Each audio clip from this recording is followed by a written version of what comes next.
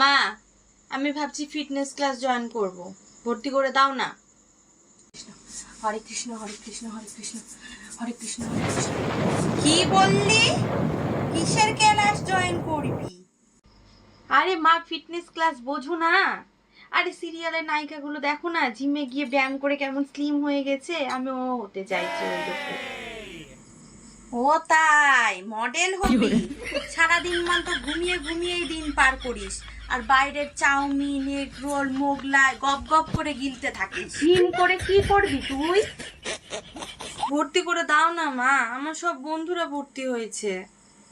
কোনো gym team যেতে হবে না, কালকে থেকে সকালে উঠবি, আমার হাতে হাতে কাজ করে দিবি, দেখবি আমার মতন ফিট হয়ে যাবি।